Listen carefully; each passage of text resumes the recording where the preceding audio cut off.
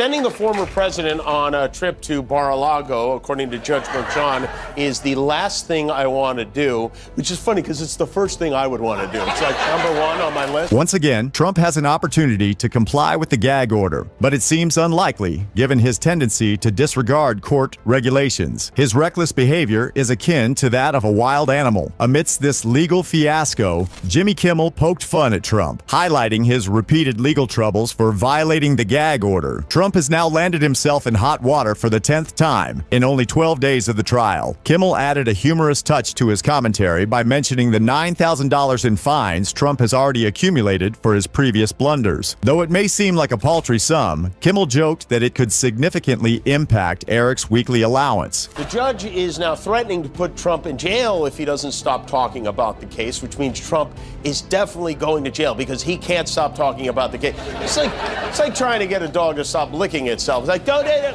Nah, whatever. It's his nature. The comedian pondered the practicalities with a hint of sarcasm, musing about the possibility of a body cavity search for Trump. He quipped that the person tasked with this job would be in for a challenge, perhaps even stumbling upon unexpected surprises akin to discovering VC Ramaswamy in residence, comparing it to Care Elf. The joke landed perfectly, but he also emphasized the gravity of the situation by noting the judge's emphasis on prison as a last resort. Adding a touch of levity, he brought up the Secret Service's dilemma in the event of Trump's incarceration, playfully suggesting that they might end up joining him in the slammer. Can you imagine that? You work your whole life to become a Secret Service agent assigned to protecting the President of the United States. Somehow you wind up doing 12-hour shifts in a prison cell with Count Flatula.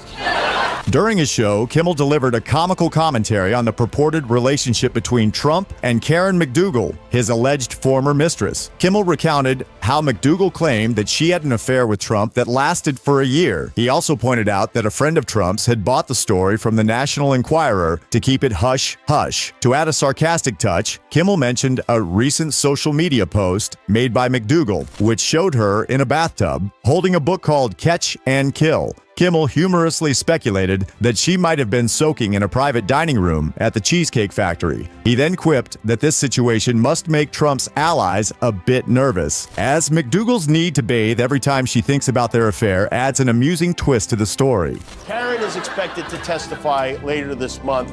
Well, you know, we've been talking about Stormy so much, we forgot about Karen, which will be fun for Milan. In a satirical tone, Jimmy teased Trump for hosting a recent event at Mar-a-Lago for wealthy donors, where he entertained a group of potential running mates. Jimmy humorously suggested that they were auditioning for the role of Trump's number 2 on a new reality competition show he called So You Think You Can Pence. He quipped that only Trump could potentially end up with both a running mate and a cellmate in the same month. Jimmy playfully listed some of the hopefuls, including Marco Rubio, Elise Stefanik, J.D. Vance, and South Dakota Governor Kristi Noem. He added a touch of humor by expressing his amusement at Noem's optimism in thinking she still had a shot. To further tease Governor Noem, Jimmy shifted from the phrase "has a shot" to telling a story about her recent animal shot.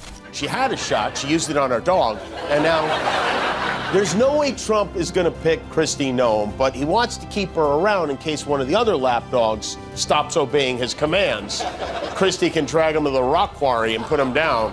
Transitioning to a weightier topic, the comedian tackled the contentious actions of Governor Kristi N.M. He stressed the gravity of her alleged involvement in animal cruelty, stating that it was no laughing matter. The comedian then drew attention to the upcoming release of Governor Gomes' book, in which she supposedly boasts about shooting her own puppy and even killing her goat. This revelation exposes a disturbing aspect of her character. Adding a touch of humor, the comedian poked fun at Governor Gomes' attempts to shift the blame by suggesting that her ghostwriter had somehow misled her. He even speculated that the ghostwriter could have been the ghost of the goat itself, which added a fantastic twist to the situation. Put it in a part of a chapter called Bad Day to Be a Goat. And then after you shot the dog, you, quote, realized another unpleasant job needed to be done. Writing about shooting her puppy, her goat, and 3 horses might be the most damaging unforced error anyone has ever made. In a humorous manner, the comedian compared Governor Noem's situation to that of Plaxico Burrus, a former New York Giants player who shot himself in the leg outside a nightclub, resulting in a jail sentence. The comedian pointed out Governor Noem's confession of shooting her own pets and added another layer of humor by mentioning her false claim about meeting Kim Jong-un. This emphasized the absurdity of her actions. Given her affiliation with Trump, it's not surprising to witness such behavior from her. Did you meet Kim Jong-un? Well, you know, as soon as this was brought to my attention, I certainly made some changes and looked at this passage, and I've met with many world leaders, so I'm glad that this book is being released in a couple of days and that those edits will be in place and that people will have the updated version. So you did not meet with Kim Jong-un? That's what you're saying.